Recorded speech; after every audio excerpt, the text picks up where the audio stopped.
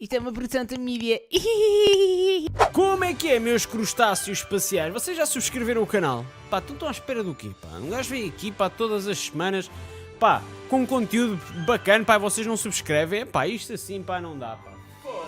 O vídeo de hoje é um vídeo mais direcionado para os portugueses. Sim, nós sabemos que é sobre o Brasil, mas apesar disso nós não nos podemos esquecer que vocês brasileiros começam a aprender sobre a vossa história desde pequenos, portanto isto é assim tipo mais um mini resumo aqui para a malta da Tuga. Por estranho que nos pareça, a nós portugueses a história do Brasil não começou só com o nascimento do Pelé. O Brasil começa a ser povoado pelos primeiros humanos há cerca de 45 mil anos. A última idade do gelo criou uma passagem entre continentes no norte e os nómadas foram-se espalhando pelo globo. A partir daí foram-se formando tribos indígenas por todo o continente americano. As tribos guerrilhavam muito entre si, por territórios, por crenças, etc. E os índios estiveram lá na vidinha deles, de índio. Até que um dia veem umas caravelas a chegar às suas praias.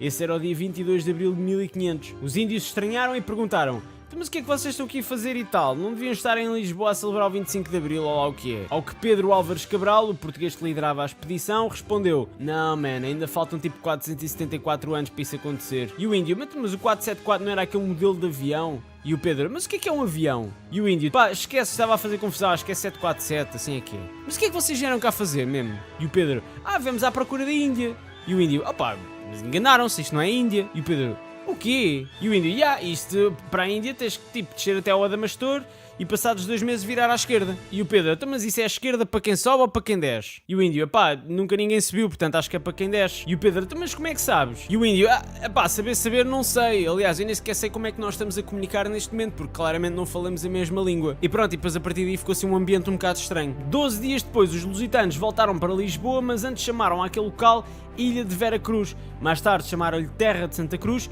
e só em 1527 é que passou a Brasil, porque entretanto descobrimos o pau-brasil, uma madeira rara que era usada para tingir tecidos de vermelho. E como os portugueses sempre foram aquela cena com o Benfica, o Benfica e tal, começámos a mandar para lá pessoas para continuar a extrair o pau-brasil. A certa altura começámos a ficar com medo que outros países nos roubassem os territórios e então em 1530 lá fomos nós colonizar o Brasil. Mas como só 2 capitanias estavam a dar lucro, o rei de Portugal decidiu enviar Tomé de Sousa para ser governador-geral e colonizar o Brasil, a bem ou a mal, como os marinheiros do século XVI não costumam ser muito pacifistas. Vocês imaginam se alguém que para ali houve, né? Mas foi ele que fundou a cidade de Salvador, a primeira capital brasileira. Mais tarde os portugueses perceberam que o Brasil tinha o clima ideal para a plantação de cana-de-açúcar. Para quem não sabe como é que se planta, fica já a saber, basta abrir um buraco na terra, enfiar lá um palmier e depois é ir regando com mel. Continuando, os portugueses começaram a tentar arranjar trabalhadores que não cobrassem nada por 18 horas de trabalho diário e não precisassem de alimentação, então foram buscar estagiários, recibos verdes e tal. Não, estava a gozar, isso é hoje em dia,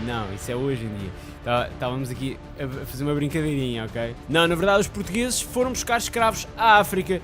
Como os índios conseguiam fugir para o meio da floresta porque conheciam aquilo muito melhor do que nós e também davam alguma luta, nós então fomos à África e criámos uma rota negreira para o Brasil. Foi em 1550 que nós começámos a levar escravos africanos para trabalhar nas plantações do Brasil. Cerca de 10 milhões de escravos foram levados. Entretanto, em 1580 dá-se a União Ibérica e juntamos-nos aos espanhóis porque não tínhamos sucessor ao trono. A União Ibérica acaba por anular o Tratado de Tordesilhas, porque nós até então só tínhamos o litoral do Brasil e começámos a explorar também o interior do Brasil. Explorámos, foram muitos anos a explorar o Brasil, até que no século XVII, quando o negócio da cana-de-açúcar deixou de ser tão rentável, foram descobertas minas de ouro. Aí é que começou a loucura. A afluência foi tanta que se começaram a desenvolver cidades no interior, a economia sudeste brasileira cresceu tanto que a capital deixou de ser Salvador e passou a ser Rio de Janeiro. Foi esta então a época em que nós roubámos o ouro todo do Brasil.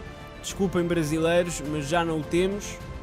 Portanto, agora não sei como é que vai ser. Passados uns anos, Napoleão Bonaparte, estando em guerra com a Inglaterra, decide levantar um entrave comercial contra os bifes, mas como nós éramos grandes aliados dos ingleses, não obedecemos, o que levou Napoleão a invadir Portugal, as infames invasões francesas. Como o rei tinha um entorse e não lhe apetecia lutar contra um francês, em 1808 ele, a sua família e a corte fugiram para o Brasil, para o Rio de Janeiro. Dom João VI abriu os portos do Brasil e desenvolveu muito a capital na altura.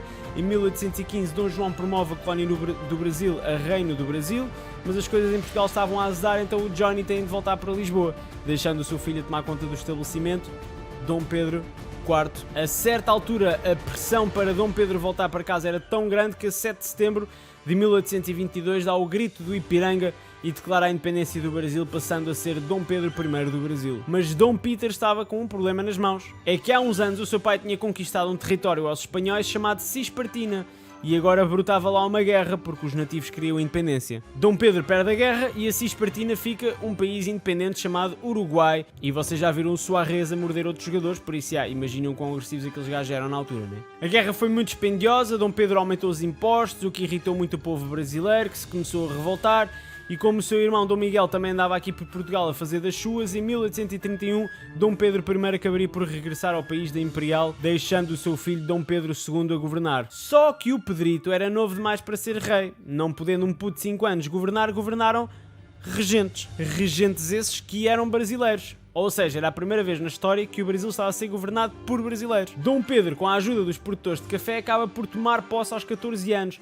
Na altura, a indústria do café aumentou por 900% e isso tornou os barões do café em pessoas muito poderosas. No reinado de Dom Pedrito, a escravatura quase se extinguiu por completo devido a pressões dos ingleses, o que originou um boom da imigração de pobres de vários países europeus para o Brasil, para fazerem os trabalhos que outrora eram dos escravos. A escravatura acabou por ser abolida pelas mãos da princesa Isabel, filha de Dom Pedro, em 1888. Quem não gostou muito da brincadeira foram os barões do café, que ficaram lixados por já não poderem ter escravos. Então juntaram-se aos militares, que também queriam acabar com a monarquia, e em 1889 fizeram um golpe de Estado, assim nasceu a República Brasileira. A República Velha também é conhecida pela política do café com leite, que consistia em alternar os mandatos entre presidentes paulistas e mineiros. Mas após anos desta política, em 1930 deu-se uma espécie de revolta e quem tomou o poder foi um gaúcho, de seu nome Getúlio Vargas. Getúlio era um populista que supostamente só iria ficar no poder até a situação se estabilizar. Como todos os populistas, né? Só que depois aquilo vai continuando. Então em 32 dá-se outra revolução para tirar o Getúlio do poder e organizar uma eleição. Em 1933,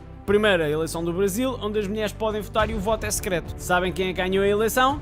Ah pois, Getúlio Vargas. Em 1935, sobre um pretexto e uma ameaça comunista, Getúlio cancela eleições, dissolve o Congresso, acabam as divisões no Brasil por Estados e o Getúlio fica ditador do Estado Novo, um regime baseado no fascismo italiano e no nazismo alemão. Chega em 1945, acaba a Segunda Guerra Mundial, os militares fartaram-se do Getúlio e tiraram-no do poder, sucedendo-lhe Eurico Gaspar Dutra, que ficou no poder até 1950.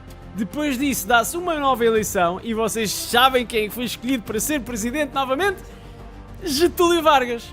Brutal. Foi neste mandato de Getúlio que se criou Petrobras, mas no dia 24 de agosto Getúlio Vargas suicida-se. Pá, foi tanta reviravolta que eu acho que o conceito de novela brasileira nasceu com Getúlio Vargas. Nos 10 anos seguintes foi o caos no Brasil e a decisão de mandar construir Brasília para ser a nova capital do Brasil teve muita influência nisso. A construção de uma cidade de raiz é muito dispendiosa, para não falar da corrupção envolvida nessa construção, ou seja, deu-se uma inflação brutal e o país encontrava-se desgovernado completamente. Foi aí que os militares e os barões do café, lembram-se deles, voltaram a entrar em cena, usando outra vez o pretexto de uma ameaça comunista e tomarem o poder. Desde 64 a 84 o regime era militar, foram tempos difíceis para muita gente que queria a democracia de volta. Foram os anos do chumbo, marcados por guerras entre o exército e as guerrilhas comunistas. Na década de 80 dão-se as primeiras eleições verdadeiramente livres da história do Brasil. 1985 foi o ano. E o eleito para governar o país, quem foi?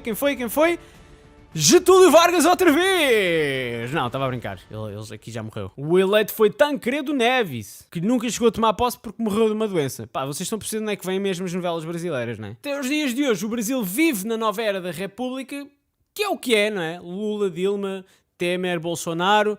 Quem quiser saber mais sobre este assunto pode ver o mecanismo, que é para isso também que pagam serviços de streaming, não é? Não se esqueçam de deixar na caixa de comentários qual é que foi a vossa altura favorita da história do Brasil. Subscrevam este canal, nós estamos cá todas as semanas com bué de conteúdo e até já!